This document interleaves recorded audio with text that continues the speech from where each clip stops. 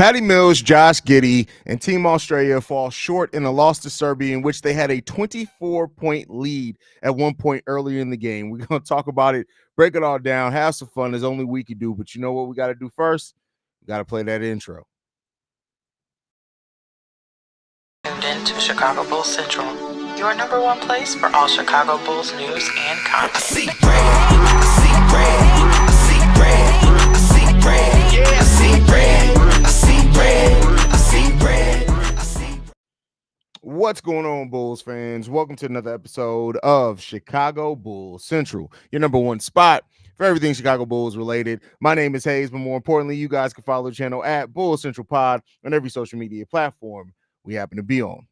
Oh, man, listen, this sucks. Australia loses after having a big lead. They end up losing 95-90 in overtime. This is a really exciting game, though, when it all comes down to it, man. I'm sure, everybody from Australia is absolutely heartbroken over this loss because they had an opportunity. Josh Giddey was playing well on both sides of the ball. Him and Patty Mills combined for 51 points in this game. Keep in mind, 51 points. The Team Australia only scored 90 points overall, so over half their points coming from just Josh Giddey and Patty Mills. And unfortunately, they just didn't have enough execution down the stretch of the game. 20 turnovers in this game ended up really killing them. Josh Giddey has 25 points, going 11-20 from the field, 3 of 5 from three-point range as well in this game, 5 rebounds, 4 assists, 7 turnovers from Josh Giddey. Patty Mills was on absolute fire tonight. 11 of 21, 2 for 5 from three-point range, 26 points, 3 rebounds, 2 steals in this game. But when it comes down to it, the MVP, Nikola Jokic, just played like an MVP in this game. Down the stretch of this game, especially in that overtime period, getting key rebounds, a steal, and hitting a big three for Serbia in this game. He scores 21 points. Serbia ends up coming out on top in this game. They advance. Unfortunately, Australia is eliminated. And it just is what it comes down to it. But when you look at the things that matter to the Bulls in this, and for any Bulls fans that have been watching this, I think we got a nice snapshot in this Olympic period over the strengths and weaknesses of Australia. And I think that that's a good thing to have, right? If you're able to get kind of that perspective on who Josh Giddey is going to be, this was a fair one, I think, where you could take a lot of it. When you look at his strengths and the things that he did well, the things that he did bad, right? How he understands to read defenses and the point guard aspect of it, extremely good. How when he attacks the rim, extremely good in those areas, right? Offensively, Josh Giddey, besides the three-point shot, even though he shot the three ball really well in this Olympic tournament, I think he was near 40% from three-point range. Keep in mind, though, the three-point line is a little bit closer than what it is in the NBA, but I still think that shows some range on Josh Giddey's shot, to where it can still help extend and create a little bit of spacing with the way he's able to shoot. So that, and defensively, he wasn't terrible throughout most of this Olympics. He had some games where he's bad defensively, but he wasn't completely terrible like some people have you believe. Josh Giddey is just inept defensively. He's still a limited defensive player, but he's an active defensive player. And you know me. If you guys have been watching Chicago Bulls Central for a while, if you can be active and consistently active on the defensive side of the ball, you get a little bit of credit from me. I think that goes a long way. And when you look at things, so Josh Giddey, when you look at just how he's performed so far, against Greece, Australia lost that game by 6 points, against Greece. And unfortunately, in that one, Josh Giddey didn't have the best. Greece really attacked Josh Giddey, kept the ball out of his hands. He only has 9 points in that game in 28 minutes. Then you look at some of the other performances from Josh Giddey, and he was really the heart of that Australian offense, kind of the engine that kept that thing going. But then when you really look at some of the, like I said, the negatives of Josh Giddey, it comes down to me he's still a player that if you get really physical with him, it's going to throw him off his game. And it's going to kind of expose his limited bag. Now, if you have a team that can still be extremely active without it, right? Because for a large part of Josh Giddey was kind of disrupted in these games, Australia didn't have a lot going. That is where the secondary ball handling of Kobe White could actually help overcome some of Josh Giddey's shortcomings, right? Because if you're a defense and Josh Giddey's cooking you with his playmaking, you have Kobe White who can still create, hit his own shot, things like that. You can't really zero in on Josh Giddey as what these teams were able to do in Olympic basketball. And I think if Zach LaVine's playing well, God forbid you have like Patrick Williams being more aggressive or Matas Musilas in there with them. it's going to make it a lot easier, a lot harder to kind of just nullify Giddey in the way that we saw in the Olympics. But that is still one of the concerns about Josh Giddey is when you attack him defensively, what is going to be that next level for him? We got Stevo coming in. Hold on real quick. Nigga, the What's way I've going been on, trying Stevo? to, bro, I don't know what's going on, Restream. I've been trying to join since you good live. I don't know what's That's going crazy. Yeah, on. red Bro, stream's been tripping lately. What's going on, bro? How you feeling about this yeah. game, man? Aussies is just, I know it's heartbreaking because, like, you just seen throughout the whole Olympics, like, they're just not a very, I don't want to say inconsistent. I mean, they have been inconsistent, but they're not, like, down the stretch. What's the word I'm looking for? The camaraderie just not there. Like, I don't know. Like, for something, for a team that been together so long, well, I don't know how long it really has been, but for them to be together for a nice amount of time, they just don't finish games well. And they don't hold on to their leads. I think they was up at halftime, not at halftime, but at one point they was up at least 23, 24 points. And that third quarter, they just collapsed. And we know the type of teams let me say the name right. Hey, Seaway said that they heard you the whole time. I didn't have my headphones on, but they said they heard you the whole time. Bro, Person in the I was background. That's annoyed. hilarious. I was so annoyed. I could not join. But we know how not Siberia. What's the word? What's the name of it? Serbia. Serbia. We know how Serbia is as a team. They're with it all the way to the win. Bogdanovic hold it down for the nice majority of this game. But like you said, Joker was Joker at the end of the day. Joker was MVP Joker, I might say. At the end of that overtime, he said, I'm tired. I don't feel like doing this no more. Jump hook. Even when he came back, he came down, turned the ball over, came right back, got it back, and then went right to the post, went into work, got the jump hook, came back down, and got the fade up 3 points, game over. Simple like that. Yeah. So, like, as an Aussie, I know they sick, but Patty Mills can't always be your saving grace. And Giddey getting hurt at the end was a little weird. I think he just rolled his ankle. I think he stepped on the dude's foot, but you just need more from your forwards and fives and power forwards from Aussie if you want to do some damage in the Olympics. And it is what it is. Yeah, I mean, and that's what it comes down to. Like this Australia had a really solid showing in the Olympics. Was it perfect? No. But they had a really solid showing considering like the talent that they had on that team. And I agree with you that like as long as this team's been together, you kind of want to see a little bit more like crispness from this team and a little bit more camaraderie. But at the end of the day, like Australia was never going to be favored right in this tournament and things like that. But I like the way that they performed, and more so it was really like for me about really kind of understanding more about Josh Giddey than what I had understanding coming into this offseason with, because I just haven't seen a lot of Josh Giddey basketball. So for that aspect though, Stevo, how you feeling? How is this Olympic run and even the qualifiers beforehand? How does that made you feel about Josh Giddey coming in to be the starting point guard for the Chicago Bulls?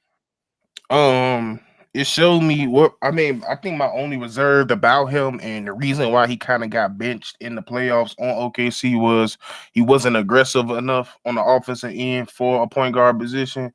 And this Olympics showed that it's there. It's in there. It's within him. He can be aggressive. Now, I don't know if that's just because he had the mindset of I'm in the Olympics. Besides Patty Mills, who else is going to be as aggressive? And so I hope he's able to keep that whole thing that whole mentality together when it comes to putting on his Bulls uniform, because there's going to be times where we just don't need you to pass. Like we saying that you can get to the lane. So there's going to be times where we need you to get to the lane, and it is what it is. Seeing the backcourt of Patty Mills and Josh Giddey, how's that made you think like how Kobe and Giddey can be used? Because there are a lot of people that have that concern over Kobe and Giddey, the ball handling and things like that. Keep in mind, Patty Mills was very much a point guard as well when he was in the NBA. He's trying to get back in the NBA, and maybe this performance helps that. But what does that made you think about how that dynamic between Kobe and Giddey could work?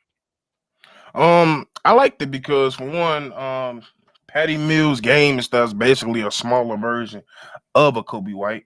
I say Kobe White is more of a playmaker than Patty Mills, but if Kobe's coming in strictly just trying to score, I don't see why there's no reason why he can't coexist with our team right now. It just everything fits well. We don't need him. We don't need Giddey for the outside shot necessarily. So That's when Kobe comes in. Even when Ayo been working on this 3, that's when he come in, as well as Montes. So I think it blends pretty well. And it probably brings even more well. Like I said, there's a height discrepancy between the two, between Patty Mills and Kobe White. Yeah. And even if the playmaker's off per se by Giddey a night, you could kind of depend on Kobe to lean in and do it, because we seen him do it last year. Yeah. Yeah, I mean, it's that, and the people that share that understand it, but like we've seen Kobe play last year with a very ball dominant player in DeMar DeRozan, and the difference is that Giddey is a much better playmaker than what DeMar DeRozan is. So I'm not saying that it's just going to be a seamless. They're going to have to figure it out, figure out their balance, and that's what training camp is probably going to be largely built around. But there's a lot of reason to think that there is something there to where they're going to be able to be a solid backcourt. Go ahead. Hold on, because this motherfucker keeps saying shit. Come up with a new thing, because your name is Drenched Attire. That means your attires are shit. Go, you probably at McDonald's trying to make my motherfucking McGriddles. Go back for they clock your dumb ass out. Continue. But yeah, so like, and I've this watching Josh Giddey this closely over this is show me a lot of just how good he is at reading defenses. His basketball IQ is through the roof. And we just need to see how that's going to coalesce with this Chicago Bulls team and what they need. And if I truly believe this team's going to be running with the ball a little bit more, getting out to a quicker pace. The Bulls were 28th in pace last season. If they're going to be more respectable towards the middle of the pack, pace-wise, I think that's going to unlock a lot of Josh Giddey's game for sure. Yeah, so. I'm not one of too many's worried about Josh Giddey's production, because we seen what he was in Australia. We seen what he was when he came into the league. I think a lot of people put on him being benched in OKC too much. I think the situation with itself is they needed more aggressive players. They already had Shea at the point guard that can do both, score and facilitate, and they really need defending and scoring. And Williams, both of the Williams, Jalen Williams, brung that. So that's why he got benched. I don't necessarily think that the talent part was the reason why he got benched, but I haven't been worried about it. Once they made the trade, I knew what it was about. They already know Zoe. It's a slight chance that if Zoe is a fucking star, hell, if Zoe is playing as anything like Zoe, them damn doctors are getting a Nobel Peace Prize. So, like, I think once we made that trade, we knew that he was our point guard for the future. He ain't playing no damn forward. He ain't playing no damn 4-5. He playing the 1. And that's all we need him to do. That's the best thing in this asset is playmaking. And that's what we need. Yeah, and I think that anybody who says like, "Oh, we'll start Josh Giddey at the 3," or he could, it's like you haven't actually watched his game. You're just looking at his height and trying to figure out a way that you can still get another player that you want to start somewhere. Where no, Josh Giddey is, if nothing else has been exposed, he's a point guard and a point guard only. That's it. That's what he is. He's a point guard. He's not a shooting guard. He's not a 3. The height be damned. He's a point guard. That's his best skill right now, and that's the main thing that unlocks most of his game. Now, I will say this as well. The 3-point shooting, get him with Peter Patton. Like, he's already improved his 3-point shot every year. If he can just start being a respectable 3-point shooter, he's going to open it up, but he's never going to all of a sudden be this guy who's just shooting a bunch of threes at a high level. He's just never going to be that. And that's why I feel like this year of having Zoe would be a good thing just for him to be a teacher, because even Zoe had to realize, in order for me to be my most effective playmaker, they have to respect my 3, because those times before, early in my New Orleans and the Lakers, they'll just double team everybody else because they knew he wasn't a threat to score. So once he realized that, once people get in his ear about that, that's good. But I also seen in the Olympics that he also has a promise to be a pretty nice defender as well when he actually tries, because we all know defense is just effort and want to. So when he wanted to, he was able to play some solid defense. So I'm hoping to see if he can keep that on the NBA level, because we definitely gonna need it, especially the guards he's gonna go against in the East Coast. Yeah. But overall, like I said, I'm excited about this Josh Giddey, Kobe White backcourt to just see how it's going to come. And then I think Josh Giddey is a type of player as well that can help maybe unlock Patrick Williams more, because if Patrick Williams just moves to the basket, Josh Giddey's going to try to get him the ball. Defensively, this team's cooked defensively, and I can't just blame that on you got to start a lineup with Josh Giddey, Zach LaVine, and Nikola Vucevic in it. I don't give a damn how much effort Kobe and Patrick Williams give. We at this point, it's Yeah. evident. We trying to outscore people at this point. Yeah. We knew that once the AC trade went down. But yeah, if we play how we think we gonna play, like up tempo, fast tempo, which we have a bunch of athletes on this team, maybe that's the way we can go. But yeah, I don't think it's a lot of Bulls fans that think like we gonna be a team that's gonna be a sleeper. Nah, we're gonna be pretty bad, but it's gonna be fun to watch though. Yeah, it's going to be a lot more exciting brand of basketball. That's for damn sure. And to see, and it's been a while since even when we were younger, we weren't playing a good brand of basketball, especially not under Jim Boylan. So now that the Bulls are going younger, they're going to be playing a more exciting brand of basketball. We're going to probably lose a lot. I talked about it on today's daily, which I was waiting to drop to after this game because I didn't want the live and the daily episode competing with each other. But we won 39 games last year. 27 of those games came in clutch moments. We don't have a clutch player anymore in DeMar DeRozan. It's about to be ugly next season. That's all I can say. That clutch percentage is about to drop tremendously. Because like I said, it's gonna be very few games where we hanging in there. We either gonna win or we gonna lose. That's the type of season we gonna have. So yeah, I'm not really expecting much from it. Like I said, I've been saying no matter what, yeah, we got DeRozan, we got Zach, but the brand of basketball we're doing it ain't it. So I'd rather have a younger team where I could look towards the future, see them grow and develop. We already seeing some develop with Ayo and Kobe. I would like to see them more, possibly see if coach can get it together. Because we all know the final remnants of the team that we had last year is not the type of team that Billy Donovan wants to run anyway. So this is more like the team he want to run. So let's see what he do with it. Yeah, so we got two here that I want to talk about. Adrian, I guess you're talking about Olympics. He was 17% were left open from three. If you're talking about in the Olympics, I can't answer that. But last year, Josh Giddey on open threes was an almost 39% 3-point shooter in the NBA. So there's that. And then this one from a whole lot of bull. Shout out to Bull Troy says, yes, the FIBA 3-point line is close in the NBA, but Josh shot 47% from three in the Olympics. And here's the thing with that. And I compared it to this. I'm not comparing the players, but I'm comparing it. Stevo, you'll probably remember this. Early in Derrick Rose's career, before he never really developed a true 3-point shot. But Derrick Rose used his ability to drive, but his ability to hit that shot about a foot in from the 3-point line. He basically used that as his 3-point line because the defense, because of his ability to drive, still had to guard him at the 3-point line because he was able to hit a shot just one step in from the 3-point line. Yeah, the FIBA line's closer, but if Josh Giddey uses that kind of 1 foot in from the 3-point line as his 3-point line, the defenses are still going to have to respect him, and it's going to provide a little bit of extra spacing. Not as much spacing if he was a 3-point shooter, but it's going to provide that extra spacing and an ability to him to still drive to the lane. So again, with Josh Giddey being a really smart basketball player, I would expect him to understand how to use that. But if he does, that can still open up a little bit more space. It's not going to be quite the spacing that we want, but a little bit more space. What do you think, Steve? Yeah, it's all about the decisions he's made. To your point, Derrick was patented for the stop and pop, and he usually did it. He did it a lot when he was on transition because most of the teams expected him just to go coast to coast. Nope. If he realized it was a 2-on-3, 3-on-2, he looked for that spot. He looked for a spot in that mid. It was near on the left or the right side of the free throw line.